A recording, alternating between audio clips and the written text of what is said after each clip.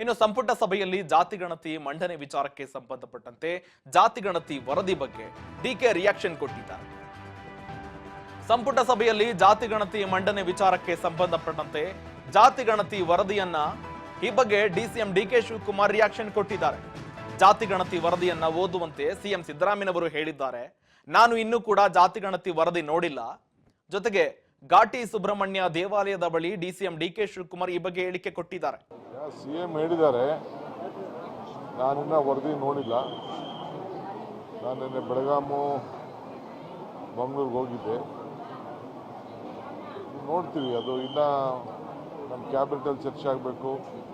CM ಏನೋ ಇವತ್ತು ಅಸೆಂಬ್ಲಿಲೂ ಚರ್ಚೆ ಮಾಡ್ತೀವಿ ಅಂತ ಹೇಳಿದ್ದಾರೆ. ಆತುರದ ನಿರ್ಧಾರ ಯಾರು ತೆಗೆದುಕೊಳ್ಳೋದಿಲ್ಲ. ಸೊ ಅದರಿಂದ ಯಾರು ಕೆಲವು ರಾಜಕಾರಣ ಸ್ಟೇಟ್ಮೆಂಟ್ ಮಾಡ್ತಾ ಇರ್ತಾರೆ. ಬಟ್ ಸತ್ಯಾಂಶ ಏನು ಅಂತ ತಿಳ್ಕೊಂಡು ಎಲ್ಲರಿಗೂ ನ್ಯಾಯವನ್ನು ಒದಗಿಸ್ಕೊಳ್ಳುವಂಥ ಕೆಲಸ ನಾವು ಮಾಡ್ತೇವೆ. ಸಿಎಂ ಹೇಳಿದ್ದಾರೆ, ನಾನಿನ್ನ ವರದಿ ನೋಡಿಲ್ಲ. ನಾನು ನಿನ್ನೆ ಬೆಳಗಾಮು ಮಂಗಳೂರಿಗೆ ಹೋಗಿದ್ದೆ. ನೋಡ್ತೀವಿ, ಅದು ಇನ್ನ ನಮ್ಮ ಕ್ಯಾಬಿನೆಟಲ್ಲಿ ಚರ್ಚೆ ಆಗಬೇಕು. ಸಿಎಂ ಏನೋ ಇವತ್ತು ಅಸೆಂಬ್ಲಿಲೂ ಚರ್ಚೆ ಮಾಡ್ತೀವಿ ಅಂತ ಹೇಳಿದ್ದಾರೆ. ಆತುರದ ನಿರ್ಧಾರ ಯಾರು ತೆಗೆದುಕೊಳ್ಳೋದಿಲ್ಲ. ಸೊ ಅದರಿಂದ ಯಾರು ಕೆಲವು ರಾಜಕಾರಣ ಸ್ಟೇಟ್ಮೆಂಟ್ ಮಾಡ್ತಾ ಇರ್ತಾರೆ.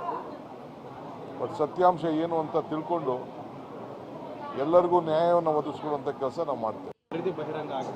ಸಿಎಂ ಹೇಳಿದ್ದಾರೆ, ಈಗಾಗಲೇ ಸಿಎಂ ಹೇಳಿದ್ದಾರೆ, ಅದನ್ನ ಕೂಡ ಓದ್ಕೊಂಡು ಬನ್ನಿ ಅಂತ ಕೂಡ ಹೇಳಿಕೆ ಕೊಟ್ಟಿದ್ದಾರೆ. ಏಪ್ರಿಲ್ 17ರಂದು ಮತ್ತೊಂದು ಸಚಿವ ಸಂಪುಟ ಕರೆದಿದ್ದಾರೆ. ಆ ಸಚಿವ ಸಂಪುಟದಲ್ಲಿ ಎಲ್ಲರೂ ಕೂಡ ಅದನ್ನ ವರದಿಯನ್ನ ಓದ್ಕೊಂಡು ಬಂದು ತಮ್ಮ ತಮ್ಮ ನಿಲುವುಗಳನ್ನ ವ್ಯಕ್ತಪಡಿಸಬೇಕಾಗುತ್ತೆ.